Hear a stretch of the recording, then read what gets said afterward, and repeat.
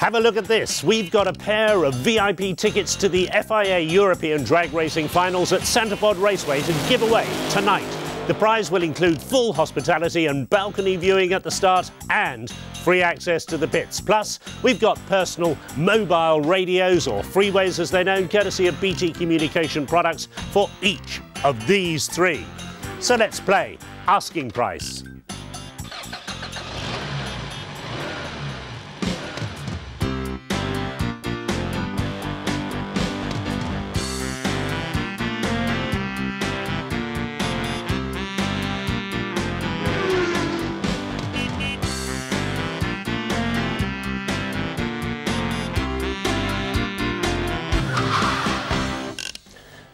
If you're joining us for the first time, here's how we play. The cars we show are genuinely for sale, and we ask our contestants to guess what the asking price is. There's a point for the person whose guess is the closest, which becomes 2 points if they win £50, and we give 3 points for a direct hit. And if two of the guys get the same guess, they'll both get the same number of points. OK, so with us tonight, Tom Hanford. Tom, you have hopes of a career in television. You must be mad. Next to him, Richard Beardmore, you're in the trade. MG Rover, you're looking after. That's right, yep. And finally, Barry Ford. Barry's the man to come to if you need any bits at all, because you're a parts man. That's right. Here's our first round with Brendan. Now, this next car is proof that cars can often read better than they actually are. Don't have a look, but listen. This is a 2-litre coupe, two-door, with a sports-tuned engine producing 115 brake horsepower and whacking performance. It's got full service history. It's been well looked after, and it really is a very nice car. But then again, have a look at the truth.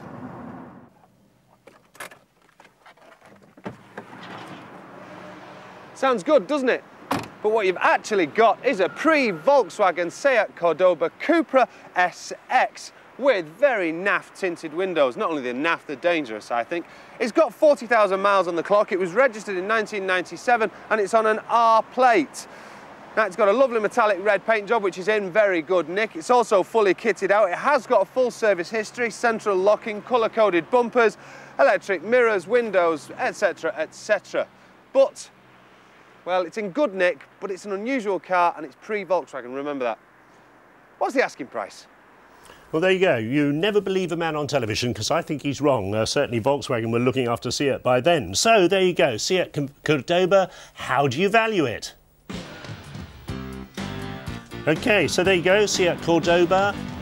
Seat, of course, used to be the make that was Fiat copies, and we used to hire them on our holidays in the Mediterranean, and they fell to pieces. Now they're owned by Volkswagen. They're very, very well put together, and surprisingly popular in the second-hand market. Time's up. So what sort of price? Tom, you said £4,600 for the Seat. Richard, you're at £5,000. And Barry, most expensive of all, £6,995. Let's see what that Seat went for. All right, I was being quite harsh. This actually is quite a nice car with quite a bit of performance, although the tinted windows do have to go. I know I sound like my dad, but they've got to go. The asking price is £5,995. Well, there you go. £5,995 for the Seat. Richard, you're closest. £5,000. 1 point to you. Very well done. Now we're off to supercar showrooms with Glenda. Think stylish, think sleek, think sexy. Think of something that's that good looking it's going to make every head in the street turn. No, it's not Naomi Campbell, but it is the car equivalent of the supermodel, the Porsche 911 GT2. Inside, this car is also pretty chic, clad in black leather with a very stylish dash incorporating the latest carbon fibre body kit. It's a 1999 model on a V plate with 5,000 miles on the clock. So, what's the asking price for this little beauty? Well, there you go. What is the asking price for that beauty? You have 20 seconds to work out the price of that car. Off you go. 911 GT2, 99 car, 5,000 miles on the clock, absolute supercar, stunning performance. I've driven one of those and they really do take your breath away, but much more controllable and not as dangerous to the unwary as the original 911. It's quite a civilised device. Time's up. Let's see what you got. OK, Richard, you valued that car at £74,000. The Porsche garages will not be pleased to see you. Barry, you're even less. You say 25,000 quid for that car. And Tom, £44,000. I think you're all seriously under. Let's see what the Porsche actually sells for. The supermodel car has got a supermodel price of £140,000. Well, we wouldn't get out of bed for less, would we? OK, £140,000. You guys are seriously under there. Never mind. Richard, I think that makes you the winner closest at £74,000, but you're still 50% out. All right, my favourite round now, classic cars. Let's have a look at this. I can't believe my lord is selling his precious Alvis TD21. It's been in the family for years and he spent an absolute fortune restoring it. Look at it, it's absolutely immaculate. Check out these wire wheels, absolutely gorgeous. Not a sign of rust or wear and tear. That's because he's had me polishing it for all these years. It's even got the original stainless steel exhaust. Why would he want to sell it? It's sacrilegious. I wonder what he's going to have me driving next. Oh, drive this, James, drive that, James, home, James. I mean, this 3-litre engine, it's only done 52,000 miles on the clock. That's incredibly low for a car this age, 1964. And check out this gorgeous interior, cherry red leather on walnut dash. Oh, lovely. I'm really going to miss this car when it's gone. I wonder how much the master's asking for it. Well, just how much is the master asking for that beautiful Alvis? So your 20 seconds starts now. Tell me what you think it's worth. Alvis TD21, beautiful body by Graber, a Swiss designer who came up with that lovely shape. They are prone to overheating, the classic car enthusiasts will tell you, but lots of people, Barry, making the spare parts for them, so you won't be let down. Time's up. Great car. And Barry, you said £85,000 for that Alvis. Tom, £28,750 for it. And finally, Richard there, £65,000. Let's see what the master wanted for his prized Alvis. Well, the master reckons he's going to ask £16,950 for it. And he's got a couple of people coming to look at it this afternoon. Well, a couple of dead fish in the radiator. That should sort that one out, shouldn't it? OK, everybody's seriously overvaluing Alvises there, but Tom, you're the closest. You get 1 point. Well done. Let's have a look at the scores so far. And Barry, yet to score. Tom, you've got 1 point.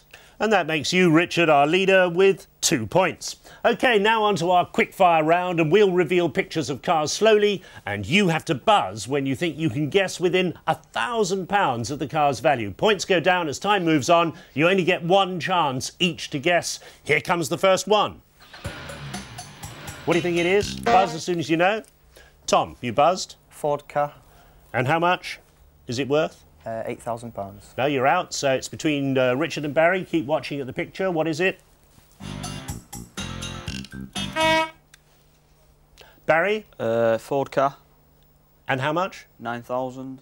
Right, so Richard, it's all down to you. Keep watching the picture. Tell me what the car is and what you think it's worth.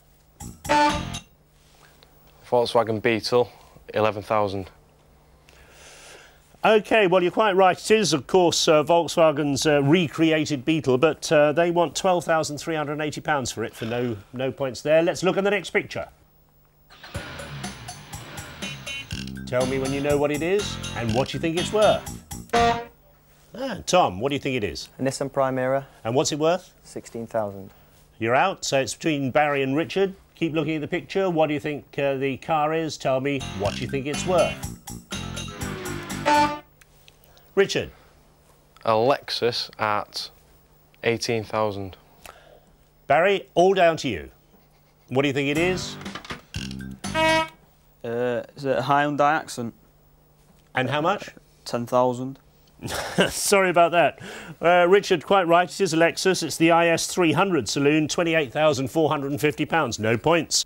Sorry about that, but how are you doing at home? Here's one to keep you guessing over the break. It's another collector's item. This week, we're looking at a Jordan engine cover. It's from the 2000 Grand Prix car. It's complete with the top wing. How much would a fan of Formula One have to pay for this engine cover?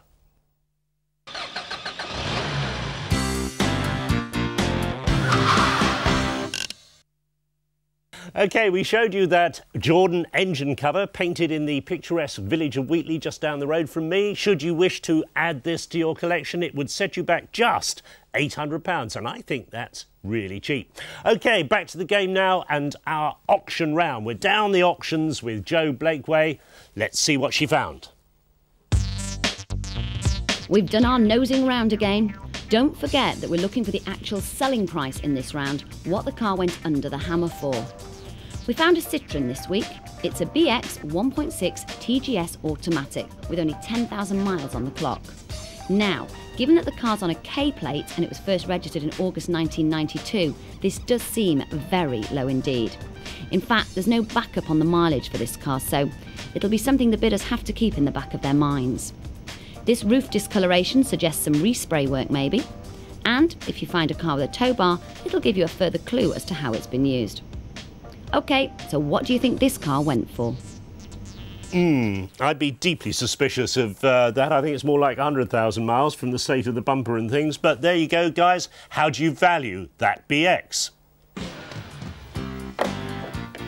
All right, Citroën BXs, tough as old boots. We used to run them in my family, but not popular with private buyers. Everybody's worried that the hydraulics are going to go wrong. It's going to cost you a lot of money.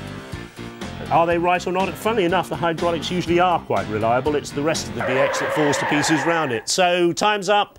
What do you got? Tom, what do you value that BX at? £450. £450. Richard, you say it's worth? 1,700.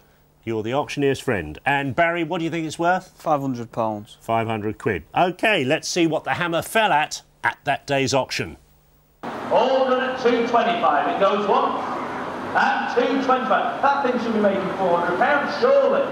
225. Once, twice, third, last at 2 1/4. Come pull away, madam. Thank you. 225. 2 1/4 in the vernacular. OK, so Tom, you're the closest there. £450, 1 point. Well done. OK, let's see what our private seller wants for their motor and just how realistic their expectations might be. When you hear the word Rover, you immediately think of Old English values, reliability and solid construction. Well, the proof is in the pudding, as they say, so let's check it out. Today's private sale is a Rover 220 GSI with 85,000 miles on the clock. It's an L-Reg with a 2-litre engine and alloy wheels. Now, I've had a quick skim of the bodywork and it's looking pretty decent for a car this age. Not too much rust, no scratches, all in all in pretty good condition. So, that's the exterior. Let's check out the interior. So here we have it, the traditional Rover interior. We've got the standard walnut dash. We've got, a souped up radio. This is not an original Rover radio. We've got a souped up radio, bit more sound, and we've got the fancy joystick controls for the radio for whilst you're driving. We've got half leather interior and full electrics, windows and sunroof. So there we have it, the standard internal reliable Rover. So how much does our daddy want for his car? How much does Daddy want for his car? Bear in mind that private buyers sometimes have an inflated idea of what their cars are worth. So 20 seconds, off you go, see what you think it's worth. So that's quite a nice 220 GSI. Goes down well on the used car market, not difficult to sell, but it's done 85,000 miles, bear in mind, on an L-Reg, so quite an elderly motor car. Would somebody really want it? Would they be a bit worried about what a private seller had done? Time's up. And what have you got? Richard first, how do you value that car? 4,800. Oof. Barry, what do you think about it? 4,500. And Tom, how do you value it? 1,995. Well, let's just see what a private seller wanted for their Rover. So, how much would you give me for my reliable Rover? £1,800 is the asking price. Take it or leave it. I think I might be tempted to leave it. Tom, very well done. Realistic price from you, 19.95. 1 point to you. OK, and a final chance to reverse the order. Our second quickfire round. The points go down as more information is revealed. Look at the picture, fingers on the buzzers. Here it comes. What is it? As soon as you know... Barry, what's that car and what's it worth? Mitsubishi Evolution. And what's it worth? 25,000. OK, so Tom and Richard, it's down to you. Keep looking at the picture. Tell me what you think it is and what it's worth. As soon as you know. Tom, what's that? Mitsubishi Evolution. And how much is it worth? 45,000. OK, so Richard, down to you. Finally, look at the picture again. Mitsubishi Evolution, 32,000. Yeah, I'll go for that. That's the Evo 7 power-up Lancer FQ300. I never know what on earth all those numbers and letters mean, but it sells for £31,495. So pretty well done there. Another point to you. OK, on to the next one. As soon as you know the car, very quickly there. Barry, what do you think it is? Audi A4. What's it worth? 30,000. No, you're out. So Richard and Tom, keep looking. Here comes the picture again. Quickly. Tom? You said Audi A4. I think it's worth 36,000. And it's all down to you now, Richard. What do you think the car is and what's it worth? Audi A4, 28,000. No, I'm sorry, you're all out. It's the Audi A6 Sport. I do agree, they all look very much alike, and Audi would take £21,200 off you for that. So let's look at the next one. Again, as soon as you know. Richard? Fiat Brava. Yeah, how much? 18,000. Nope. Between Barry and Tom, tell me what it is and what's it worth. Fiat Brava, 8,000. Barry, down to you. Keep looking. Barry, what is it? Fiat Brava. And what's it worth? 10,000. OK, that's close enough. In fact, it's the Fiat Stilo, which is their new car, three-door, and Fiat want £10,835 for that, so you get a point. Well, very well done. And that Evo 7, I mean, that really is the sort of car that you sort of guys really go for. I mean, Tom, would you like that car? I would. It'd give my friend a bit of stiff competition in his Impreza. Oh, it'll wipe an Impreza out every day. And Barry, I mean, if you import something like that, could you get the bits for it? You can do, but it can be tricky sometimes. You can get caught out with some of the imports, can't you? Yeah. But there are people bringing sort of container loads of used Japanese bits over. I wouldn't trust them myself. And you don't want to see that in your MG Rover garage at all. No, I'd rather stick with my Mini. Stick with your Mini, well done.